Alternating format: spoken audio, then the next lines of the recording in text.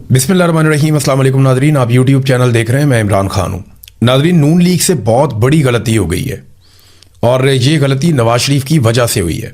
गलती क्यों हुई, ये सारा कुछ किस तरीके से हुआ, अब हकायक सामने आए हैं और बहुत कम लोग ये जानते हैं कि एक्चुअली ये हुआ क्या, कैसे हुआ, इसका बैकग्राउंड क्या है। लेकिन सबसे पहले आप देखें कि इनसे गलती हुई क्या। पूरा पाकिस्तान ये समझता था और पूरी दुनिया ये समझती थी कि इमरान खान साहब को मिलिट्री एस्टेब्लिशमेंट मार रही है। जो भी इमरान खान साहब पे जुल्म और बर्बरियत हो रही है वो सब कुछ आसिम मुनीर फील्ड मार्शल करवा रहे हैं। इमरान खान साहब अपने मुंह से ये बात कई बार कह भी चुके हैं, लेकिन मियां नवाज शरीफ साहब के एडवेंचर ने और हुकूमत ने जो कुछ किया और जिस तरीके से इन्होंने पटिशन डाली है, नज़रसानी की अपील इन्होंने दायर की है और जैसे इन्होंने स्टेटमेंट दिए हैं, इन्होंने मिलिट्री एस्टेब्लिशमेंट की सारी कालक उठाकर अपने मुंह पर मल ली। ये सादी सादी बात है।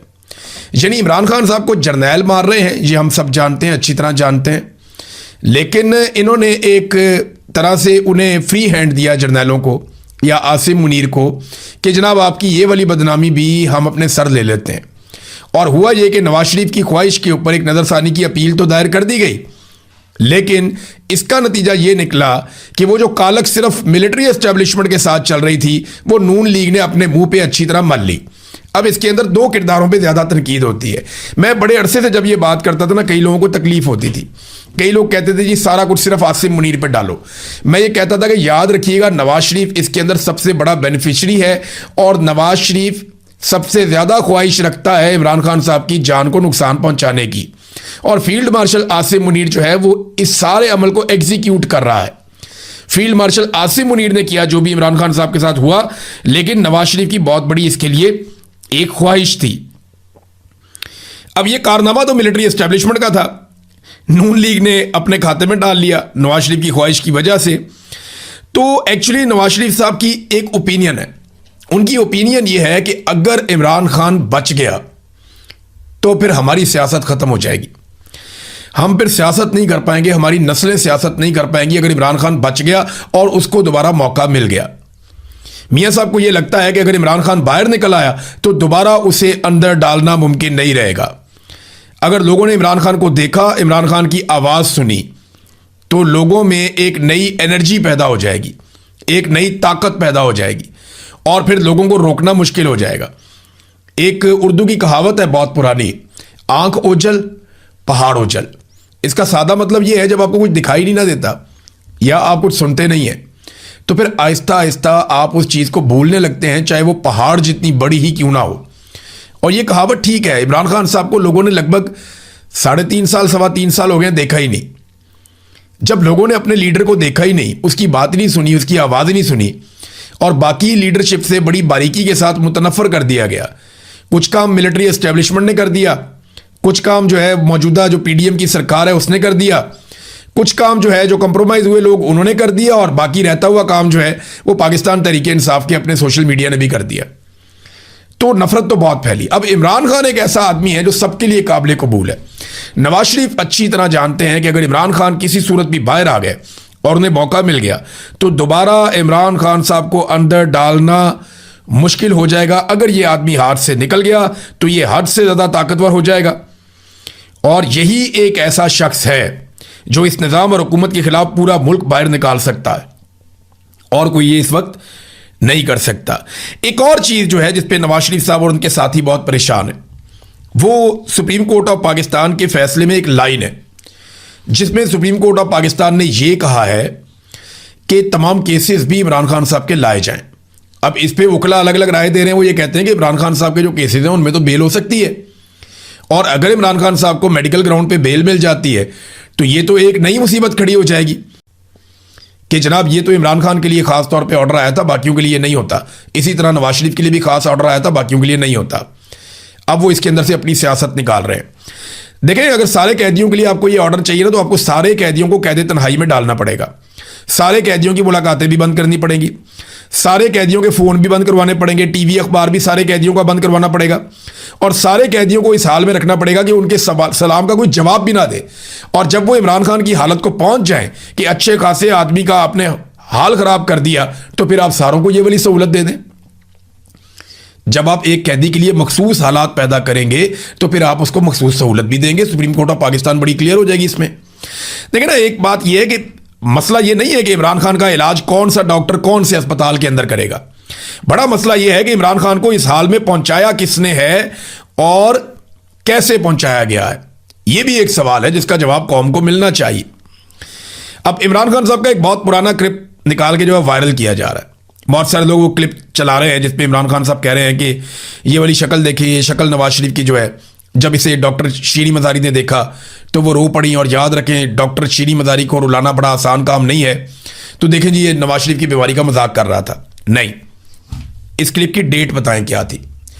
जिस वक्त नवाज शरीफ साहब के बारे में इमरान खान साहब को बताया गया वो बीमार है, तो इमरान खान साहब ने उनके हक में बात की, उन्हें इलाज की सहूलियत फराम की, उन्हें मौका दिया हर तरह का। वो पाकिस्तान से बाहर भी गए तो इमरान खान साहब ने नहीं रोका। लेकिन जब नवाज शरीफ साहब ने बाहर जाने के बाद कुक्कड़ खाना शुरू कर दिए, पिज्जा शॉप्स के अंदर वो नजर आ रहे हैं, वो एक दिन भी अस्पताल में दाखिल नहीं हुए। उन्होंने कोई, यहां पे प्लेटलेस की रिपोर्टें 15-15 मिनट के बाद आती थी। बरतानिया से 4 साल में एक मरतबा भी नहीं आई। जब नवाज शरीफ ने बरतानिया में जाकर अपनी बीमारी का खुद मजाक बना दिया और वहां पे इलाज करवाने की बजाय, अस्पताल में दाखिल होने की बजाय, मरियम नवाज ने बताया हुआ था मियां साहब की बहुत सारी सर्जरीज होनी है, हमने एक भी नहीं देखी, एक भी रिपोर्ट नहीं हुई। तो जब नवाज शरीफ साहब ने अपनी बीमारी का खुद मजाक उड़ा दिया और वहां से बैठ के इन्होंने सियासी बयानात देना शुरू कर दिए और सियासी साजिशें और मीटिंग्स करना शुरू कर दी, तब इमरान खान ने कहा कि ये तो बंदा हमें चक्कर देकर गया हुआ है। फिर इमरान खान ने स्टेटमेंट दिया कि इसकी शक्ल देखो, ये तो ऐसा मासूम बना हुआ था कि मैं बीमार हूं, मुझे बाहर निकालो। जब ये बाहर निकल गया तो वहां जाके चौड़ा होकर बैठ गया। ये वो मौका था जब नवाज शरीफ साहब ने कई साल तक वॉयलेट किया और वापस आने से इनकार किया और इश्तिहारी भी हो गया। तो ये चीजों को गड़बड़ करते हैं, तोड़ के क्लिप कहीं से निकाल के वो चला देते हैं। ये सबको याद रखना चाहिए कि जिस वक्त नवाज शरीफ बीमार था उस वक्त इमरान खान साहब ने कुछ और कहा था, और जब नवाज शरीफ ने बाहर जाकर धोखा दिया और उसका पोल खुल गया तब इमरान खान साहब ने कुछ और कहा था। ये हम सब जानते हैं। ख्वाजा आसिफ ने कहना शुरू कर दिया मेरे ऊपर बड़ा जुल्म हुआ, जेल के अंदर बहुत शदीद जुल्म हुआ, मेरे साथ बड़ी ज्यादती हुई जेल के अंदर, ये हो गया वो हो गया। ये नादरीन जो स्टेटमेंट है ना, ये ख्वाजा आसिफ का है। लेकिन एक्चुअली ख्वाजा आसिफ के साथ क्या हुआ और ख्वाजा आसिफ साहब किन हालात में थे और कैसे उन्हें रखा गया था, जरा ये आप देख लें। ख्वाजा आसिफ साहब गिरफ्तार होते हैं दिसंबर की 29 तारीख को, यानी आप समझ लें कि जब 2020 खत्म हो गया तो ख्वाजा आसिफ गिरफ्तार हो गए। तो थोड़े ही दिन के बाद, 22 दिन जिस्मानी रिमांड के बाद इन्हें जुडिशल कर दिया गया और जेल जाते ही 16 फरवरी को आंखों के इलाज के लिए ख्वाजा साहब मेयो अस्पताल में मुंतकिल हो गए। और 11 मार्च को मेयो अस्पताल पसंद नहीं आया तो वहां से जिन्ना अस्पताल चले गए। और उसके बाद जब तक ख्वाजा साहब रिहा नहीं हुए तब तक 24 जून के दिन तक ख्वाजा साहब अस्पताल में ही रहे अपनी फैमिली के साथ, और अस्पताल के अंदर ही उन्होंने टाइम गुजारा। तो ख्वाजा साहब आपने तो महीना भी जेल, 1.5 महीना जेल आपने नहीं काटी, टोटल 1.5 महीना जेल नहीं काटी। बातें इनकी सुनो, पता नहीं कभी यहां की बातें, कोई शर्म होती है, कोई हया होती है, कभी कुछ। जमीन आसमान के कलाबे ऐसे मिलाते हैं जैसे पता नहीं दुनिया भर का जुल्म और जबर इनके ऊपर हुआ है। मैं नहीं चाहता किसी भी बेगुनाह को जेल में डाला जाए, लेकिन इस तरह बातें ना करें, आप लोगों को बातें ना सुनाएं, किसी की बीमारी का मजाक ना उड़ाएं, क्योंकि इमरान खान ने कभी आपकी बीमारी का, ना नवाज शरीफ की बीमारी का, ना कभी बेगम कुलसूम नवाज की बीमारी का इमरान खान ने कभी मजाक नहीं उड़ाया। नादरीन, एक और खबर है मैं आपके साथ शेयर करता हूं। ये पाकिस्तान तहरीक इंसाफ वालों को इतना गुस्सा तो नून लीग पे नहीं चढ़ा, इतना गुस्सा पाकिस्तान तहरीक इंसाफ को बदतरीन इमरान खान के मुखालिफिन पे नहीं चढ़ा जितना तहरीक इंसाफ गुस्से में है उन लोगों पे जो मुश्किल वक्त में इमरान खान को छोड़ गए थे।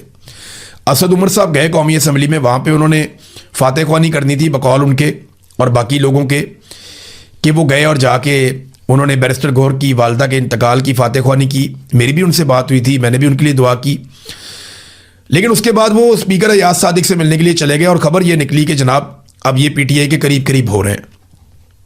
पीटीआई ने भी तरदीद कर दी, लेकिन जो सोशल मीडिया के ऊपर रोला पड़ा, पाकिस्तान तहरीक इंसाफ इतनी गुस्से में है और जो सोशल मीडिया के कारकुन हैं वो इतने शदीद गुस्से में हैं कि मुझे ऐसा लगता है कि वो किसी को भी बर्दाश्त कर लेंगे।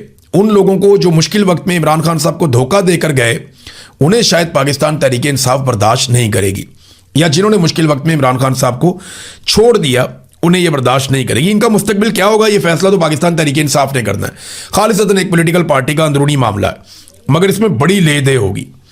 कारकुन जो है वो छोड़कर जाने वालों के लिए कोई गुंजाइश निकालने के लिए तैयार नहीं है।